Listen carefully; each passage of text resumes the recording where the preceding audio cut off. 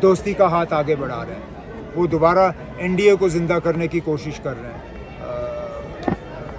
आंध्र प्रदेश में कहीं चंद्रबाबू नायडू से बात हो रही है, पंजाब में कोशिश की जा रही है कि अकालियों को वापस लाया जाए, महाराष्ट्र में शिवसेना के साथ बात। तो जहाँ तक मुझे लगता है बीजेपी का कोर एजेंडा छोड़ दीजिए, ग्राउंड जो बीजेपी कहती है उनके हक में है। हकीकत है कि 2024 उनके लिए इतना आसान नहीं है जितना वो शायद आपके ज़रिए लोगों तक ये खबर पहुंचाने की कोशिश कर रहा है। यूसीसी में जो अभी तक तो कोई ड्राफ्ट आया नहीं है, लेकिन जिस तरीके की बातें आ रही हैं कि क्रिश्चियन दलित वगैरह को इससे बाहर रखा जाए, मैं बातों पर नहीं जाऊंगा। इतना ज़रूर है, अगर यूसीसी है तो फिर वो सबके लिए है। Uniform civil code, uniform means uniform for everybody. अब अगर आप एक एक करके बाकियों को निकालोगे तो इसका क्या मतलब निकला जाएगा कि ये सिर्फ एक कौम के लिए है या ये सिर्फ मुसलमानों के पर्सनल लॉ को बदलने के लिए है। अगर यूनिफॉर्म है तो सब पे लागू होना चाहिए।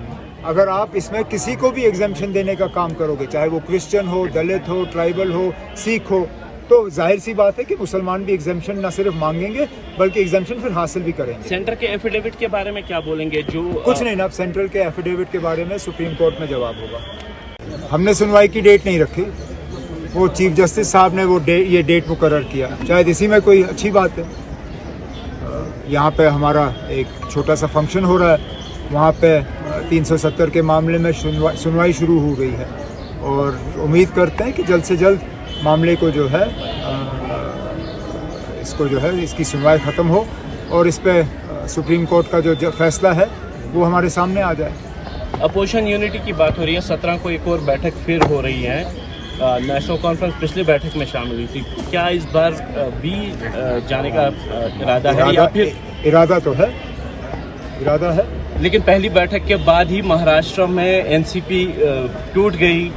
क्या आपको लगता है कि जितना अपोजिशन एकजुट होने की कोशिश कर रही है, पार्टियां टूट रही हैं?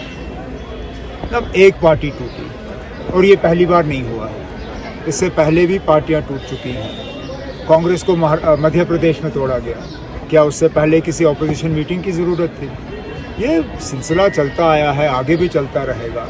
लेकिन मुझसे अगर आप पूछें तो पॉलिटिकली मुझे नहीं लगता है कि पार्टी टूटने के बाद शरद पवार साहब कमज़ोर हो गए हैं।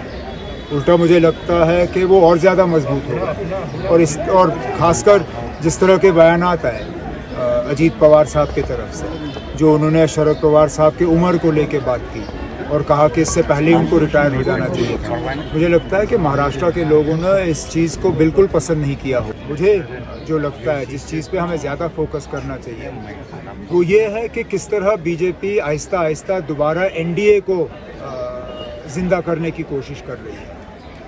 ये इस बात का सबूत है कि बीजेपी को कहीं ना कहीं लगता है कि ग्राउंड उनके हक में नहीं है। नहीं तो मुझे बताइए, पिछले 5-8 सालों में लगातार बीजेपी की कोशिश रही कि एलाइज को दूर किया जाए। कहीं पे भी उन्होंने दोस्ती नहीं निभाई, एक एक करके उनके दोस्त उनसे हट गए। और सबसे पुराने दोस्त, चाहे शिवसेना हो, चाहे अकाली दल हो, चाहे और भी पार्टियां हो, आखिर क्या बदला है कि बीजेपी की अब मजबूरी बनी है कि वो दोबारा दोस्ती का हाथ आगे बढ़ा रहे हैं। वो दोबारा एनडीए को जिंदा करने की कोशिश कर रहे हैं। आंध्र प्रदेश में कहीं चंद्रबाबू नायडू से बात हो रही है, पंजाब में कोशिश की जा रही है कि अकालियों को वापस लाया जाए, महाराष्ट्र में शिवसेना के साथ बात। तो जहाँ तक मुझे लगता है बीजेपी का कोर एजेंडा छोड़ दीजिए, ग्राउंड जो बीजेपी कहती है उनके हक में है। हकीकत है कि 2024 उनके लिए इतना आसान नहीं है जितना वो शायद आपके ज़रिए लोगों तक ये खबर पहुंचाने की कोशिश कर रहा है। यूसीसी में जो अभी तक तो कोई ड्राफ्ट आया नहीं है, लेकिन जिस तरीके की बातें आ रही हैं कि क्रिश्चियन दलित वगैरह को इससे बाहर रखा जाए, मैं बातों पर नहीं जाऊंगा। इतना ज़रूर है, सिलसिला चलता आया है, आगे भी चलता रहेगा। लेकिन मुझसे अगर आप पूछें तो पॉलिटिकली मुझे नहीं लगता है कि पार्टी टूटने के बाद शरद पवार साहब कमज़ोर हो गए हैं। उल्टा मुझे लगता है कि वो और ज़्यादा मजबूत होगा। और ख़ासकर जिस तरह के बयानात आए अजीत पवार साहब की तरफ से, जो उन्होंने शरद पवार साहब की उम्र को लेके बात की और कहा कि इससे पहले ही उनको रिटायर हो जाना चाहिए था। मुझे लगता है कि महाराष्ट्र के लोगों ने इस चीज़ को बिल्कुल पसंद नहीं किया होगा और नतीजे आपके सामने आएंगे जब लोगों को वोट देने का मौका मिलेगा। लोकसभा के चुनाव आ रहे हैं और बीजेपी एक बार फिर से अपने जो कोर एजेंडा है उनका, चाहे राम मंदिर हो, यूनिफॉर्म सिविल कोड हो या 370 हो, उसी पर बात लेके आ रही है, क्योंकि जो लग रहा है यूसीसी की बात हो रही है। तो कैसे आप इस चीज़ को देख रहे हैं कि एक बार फिर से उन्हीं मुद्दों पर इलेक्शन में वोट मांगे जाएंगे जो 2014 या 2019 में था? नहीं, ठीक है, ये तो बीजेपी का हक है। हर पॉलिटिकल पार्टी को ये हक मिलता है कि वो अपना एजेंडा लोगों के सामने रखें और लोगों से वोट मांगे। ये हमने भी किया है, बाकी पॉलिटिकल पार्टियों ने भी किया है। ये दूसरी बात है कि हम ज़ाती तौर बीजेपी के एजेंडा को पसंद नहीं करते, लेकिन जमहूरी हक है उनको अपना एजेंडा लोगों के सामने रखने का।